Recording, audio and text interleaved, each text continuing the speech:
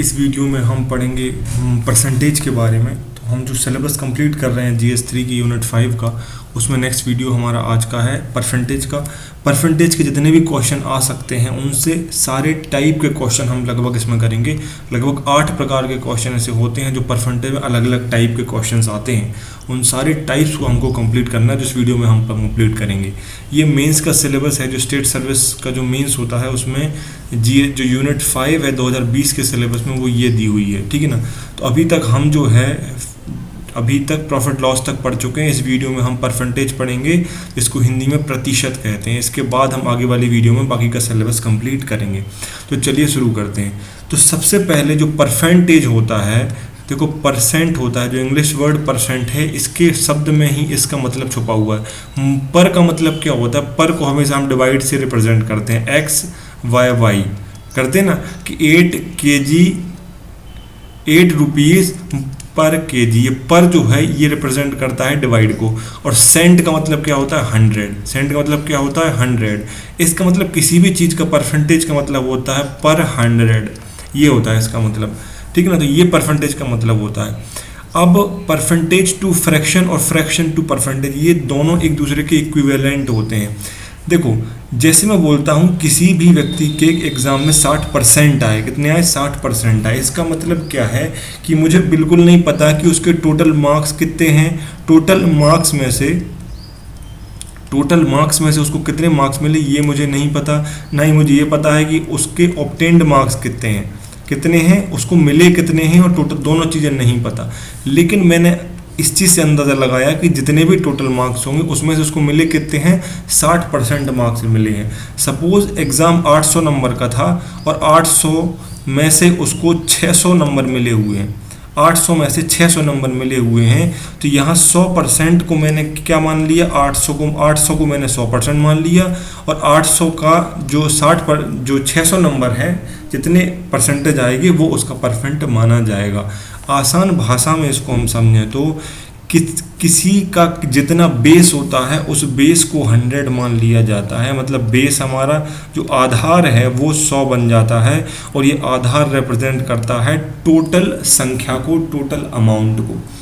अब यहाँ पर 60% लिखा हुआ है, तो 60% का मतलब पर का मतलब होता है डिवाइड, सेंट का मतलब होता है 100। इसको हम क्या लिख सकते हैं? इसको 20 से डिवाइड करेंगे तो 3/5 आ जाता है। तो परसेंट एक फ्रैक्शन को भी रिप्रेजेंट करता है। अब कोई व्यक्ति यदि ये कहेगा कि मेरे एग्ज़ाम में 3/5 मार्क्स आए, तो ये बहुत कन्फ्यूजन का मामला है। तो आसान भाषा में क्या कह सकते हैं कि उसको 60% मिले हैं, जो रिप्रेजेंट करता है 3/5 को। तो यही बात हमको समझनी चाहिए कि अगर हमने परसेंटेज से फ्रैक्शन में जाने हैं तो हमने 100 से डिवाइड किया है, लेकिन हमको फ्रैक्शन दिया हुआ है, हमें परसेंटेज निकालना है, तो फिर हम क्या करेंगे? मल्टीप्लाई करेंगे। तो 3/5 को परसेंटेज के फॉर्म में लिखना है, तो ये परसेंट के फॉर्म में कितना आएगा? 60% आएगा। इस तरीके से दोनों इक्विवेलेंट होते हैं। जब परसेंट से आप फ्रैक्शन की तरफ जाओगे तो तब आप 100 से डिवाइड करोगे, जब फ्रैक्शन से परसेंटेज की तरफ जाओगे तो 100 से आप मल्टीप्लाई करोगे। इस तरीके से ये दो कन्वर्जन होंगे। अब हम कुछ क्वेश्चंस देखते हैं, क्वेश्चन से हम इस कंसेप्ट को समझने की कोशिश करेंगे। बहुत बेसिक क्वेश्चन है, 10th लेवल के क्वेश्चन है जो आपसे पूछे जाते हैं। मेंस में 3 मार्क्स में या 5 मार्क्स में, दोनों तरीके से आपसे क्वेश्चन पूछे जा सकते हैं। क्वेश्चन है 40 का कितने प्रतिशत जो है 10% है। What percentage of 40 is 10? What percentage of 40 is 10, ठीक है ना, 10% नहीं है। व्हाट परसेंटेज ऑफ 40 इज 10, मतलब यदि टोटल 40 है तो इसमें 10 जो है कितना परसेंटेज होगा। तो मैंने आपको क्या बताया, परसेंटेज में हम 100 के बराबर क्या रखते हैं? टोटल बेस रखते हैं, जिसके आधार पर हमको बताना है। यहाँ पर 100 जो आधार है वो किसको माना जा रहा है? 40 को माना जा रहा है, क्योंकि 40 का पूछा गया है कि 10 कितने परसेंटेज है, किसका? 40 का। तो बेस में क्या आएगा? हमारा 40 आएगा। किसका पूछा जा रहा है? 10 का। इसको 100 से हम मल्टीप्लाई करेंगे। जहाँ भी 100 से मल्टीप्लाई किया जा रहा है मतलब आंसर किस में आएगा? परसेंटेज में आएगा। तो ये निकाल लो आप, तो ये आ गया आपका 25%। आंसर समझ में आया? 40 का कितना परसेंट? 10 है, 25% है। ये आसान है समझना, क्योंकि हम ऐसा करें 10 + 10 + 10 + 10 = 40। तो ये 100% हो गया। यदि ये 100 को रिप्रेजेंट कर रहा है तो ये कितने को रिप्रेजेंट करेंगे? ये 25 को रिप्रेजेंट करेंगे। ये भी 25, ये भी 25, ये भी 25%। इन सब को जोड़ दो तो ये आ जाएगा 100% और 40 अमाउंट। इस तरीके से आपको आसानी से सॉल्व करना आ जाएगा।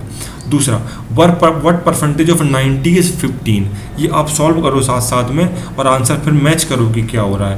क्वेश्चन क्या पूछा जा रहा है कि टोटल 90 है आपका बेस, इसको बेस है मतलब 100% मान रहे हैं हम इसको, तो 90 का कितना जो है 15 जो अमाउंट है वो 90 का कितना परसेंटेज है, तो वही क्वेश्चन लगाएंगे। बेस क्या है हमारा, यहाँ पर 90 से पूछा जा रहा है, कितना अमाउंट का पूछा गया है 15 का पूछा जा रहा है, इनटू क्या कर देंगे आप 100 करेंगे तो आपका परसेंट में ये आंसर आ गया। तो आप 15 पे डिवाइड कर दो, कितना हो गया ये 6 हो गया, तो 100/6 कर दो आप, तो आंसर कितना आ गया आपका जो है 16.66% इसका आंसर आ गया। ये आपको इस तरीके से करना आना चाहिए, ये भी बहुत आसान है। 15 × 15 जोड़ो तो कितना होता है 30 होता है, फिर 15 × 15 ये 30, 15 + 15 कितना हो गया ये हो गया आपका 90। तो ये कितनी यूनिट है 6 है, तो 1/6 कर दो आप, तो ये आंसर आ गया आपका। बात समझ में आई आपको? इस तरीके से आपको परसेंटेज का क्वेश्चन निकालना आना चाहिए। इसको आप 16.67% भी लिख सकते हो क्योंकि 6 आता रहेगा। नेक्स्ट क्वेश्चन, ये इस टाइप के क्वेश्चंस भी आ सकते हैं, बहुत इजी होते हैं और बहुत अच्छी संभावना है कि ये क्वेश्चन इस टाइप से आ सकता है आपको। क्वेश्चन है 80% of y is x, 80% of y is x, ये क्वेश्चन में दिया हुआ। Then what percent of x is y, तो पहली बार पूछा है y के फॉर्म में x की वैल्यू दी हुई है, आपसे पूछ रहा है x के फॉर्म में y की वैल्यू पूछ रहा है।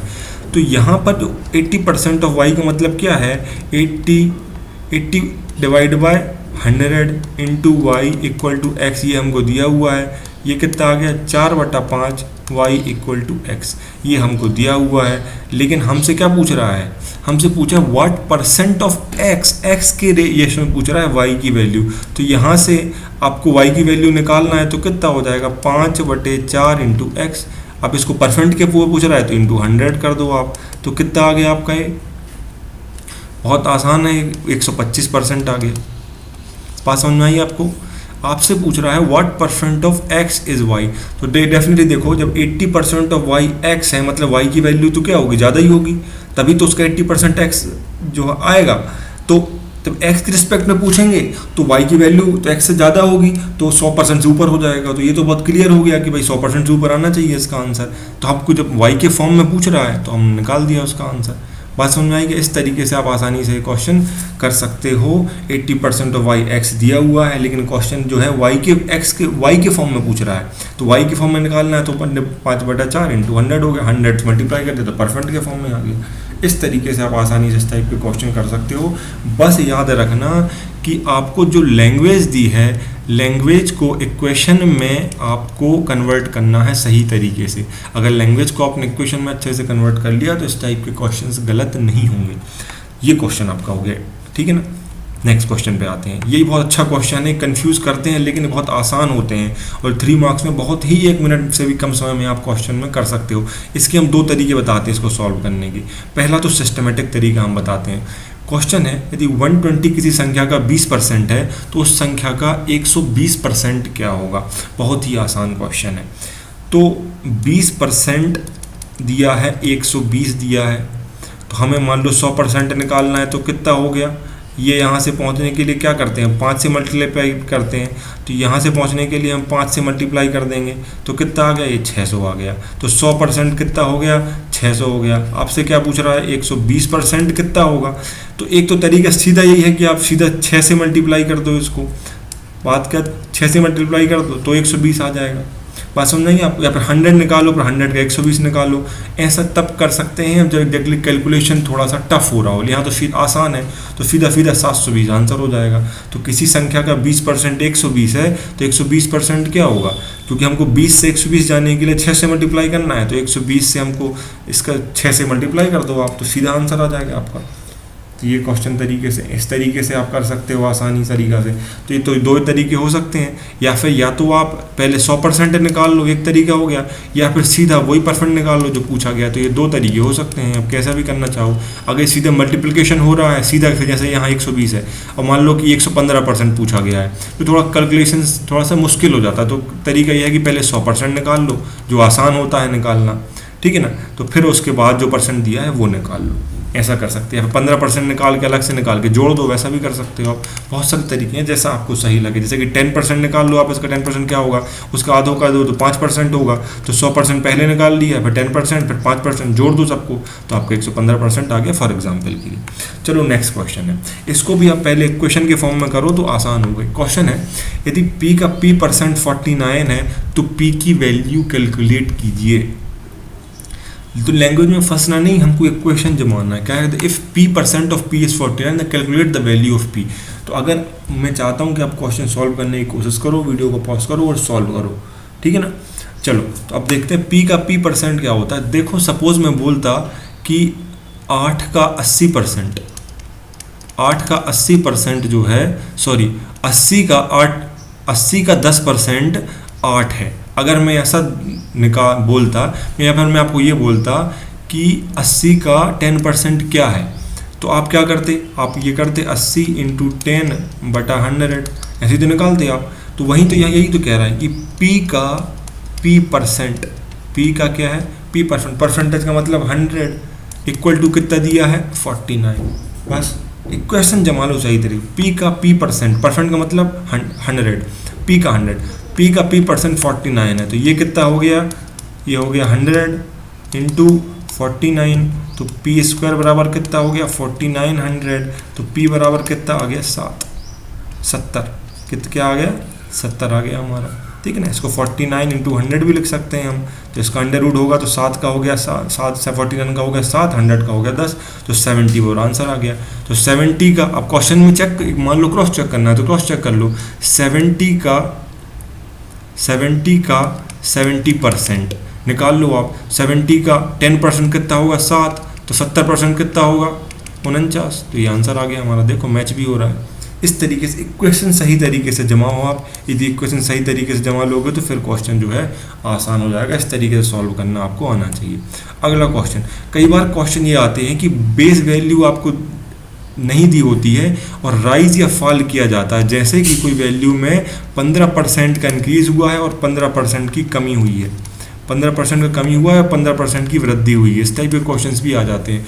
तो हमेशा बेस वैल्यू आप अच्छे से पकड़ के रखना कि जो बेस वैल्यू है जिसके सापेक्ष बढ़ रहा है उसको याद रखना है कि कितने % की वृद्धि हो रही है। ये अगर आप नहीं समझे क्वेश्चन में तो आपके ये क्वेश्चन गलत हो जाएंगे। अगर आपके मान लो कि 100% का पेपर हो रहा है, ठीक है ना, तो आपके एक बार 90% आपने ऑब्टेन किए इसमें इस साल, अगली साल आपके 10%, आपके 5% मार्क्स ज़्यादा आते हैं अगली साल, और इसके पहले जो है 10% मार्क्स कम आए थे। तो अब ध्यान रखना कि बेस वैल्यू के सापेक्ष ही आपकी परसेंटेज ध्यान रहेगा। अगर आपके 5% मार्क्स ज़्यादा आते हैं और यहाँ 5% मार्क्स कम आते हैं तो किसके सापेक्ष निकलेगा, उस बेस वैल्यू के सापेक्ष। तो 90 का पहले 10% कितना होगा, 9, 5% कितना होगा, 4.5, तो 5% वृद्धि हो रही है तो आपके कितने % आ रहे हैं, 94.5%। किसके सापेक्ष आए, उस बेस वैल्यू के सापेक्ष। अगर आपके इस साल 90% आए और अगली साल 5% की कमी हो रही है तो किसके सापेक्ष होगी, इसमें से 5% इसका कम होगा, तो इसका आंसर क्या आ जाएगा, आपका ऑप्शन आएगा 85.5%, इसमें से 4.5% कम होगा। बात समझ आई आपको। तो बेस्ट तरीका ये होता है कि जितने % कमी ज़्यादा हो रही है वो निकाल लो वैल्यू के रूप में, उसमें सीधा सीधा माइनस कर दो। तो लेकिन सबसे पहले समझने वाली बात यह है कि हमेशा बेस वैल्यू आपको आइडेंटिफाई करना चाहिए। अब क्वेश्चन समझ लेते हैं। What percentage of 40 is less than 60? मतलब 60 का कितना % जो है 40 कम है, कितना % 40, what % 40 is less than 60, मतलब आपके पास आधार के रूप में क्या दिया हुआ है, 60, और यहाँ पे दिया हुआ है 40। ये बोल रहा है कि 40 जो है 60 का कितना % कम है, कितना % कम है, ये क्वेश्चन आपको सॉल्व करना है। तो आधार क्या है हमारा यहाँ पर, 60 याद रखना, 40 मत समझना, क्योंकि 60 के पर्सपेक्टिव में पूछा जा रहा है, इसीलिए ये क्वेश्चन लगा है। व्हाट % 40 इज लेस देन 60, 60 का कितना % 40 कम है, 60 के पर्सपेक्टिव में पूछा जा रहा है। बात समझ में आई आपको। तो ये बात हमको ध्यान रखना है। तो 60 का 40 जब हो रहा है तो कितने का लॉस हो रहा है, 20 का। कितने का लॉस हो रहा है, 20 का। ये भी वैल्यू, ये भी वैल्यू, ये भी वैल्यू। तो 20 जो है 60 का कितना % है, उतना ही % कम हो रहा है।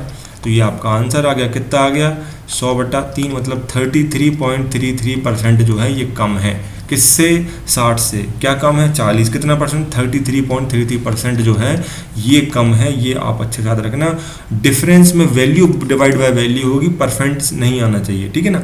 कितना परसेंट पूछा जा रहा है, जैसे 100 ही है तो आंसर हमारा परसेंट में आएगा, तो वैल्यू डिवाइड बाय वैल्यू, ठीक है ना। नेक्स्ट क्वेश्चन, इस क्वेश्चन को आप करो, what percent 60 is more than 40। अब देखो किसके पर्सपेक्टिव पूछा रहा है, what percent 60 is more than, जहां भी देन आता है ना वो आपका बेस वैल्यू बनता है, मोर देन 40। अब पूछा जा रहा है 40 से 60 कितना परसेंट ज़्यादा है, कितने परसेंट ज़्यादा है, कितने परसेंट ज़्यादा है, ये क्वेश्चन पूछा जा रहा है 60-40 के पर्सपेक्टिव में। किसके पर्सपेक्टिव में? बेस वैल्यू क्या हुई हमारी 40, तो 40 के पर्सपेक्टिव में अंतर कितने का है? 20 का। तो यहाँ बेस वैल्यू क्या हो जाएगी? 40 × 100 मतलब 50% ज़्यादा है। क्या? 60 किससे? 40 से। तो ये बेस वैल्यू वाले क्वेश्चन आपको समझ में आने चाहिए। ये क्वेश्चन गलत कर दोगे, बेस नहीं समझोगे तो क्वेश्चन गलत हो जाएगा, तो ध्यान से समझना आप। अब एक और क्वेश्चन, ये भी बहुत इंपॉर्टेंट क्वेश्चन है, आपसे पूछा जा सकता है। किसी संख्या का 18% 75 के 12% के बराबर है, वो संख्या कैलकुलेट करो। हिंदी इंग्लिश का प्रॉब्लम नहीं होना चाहिए।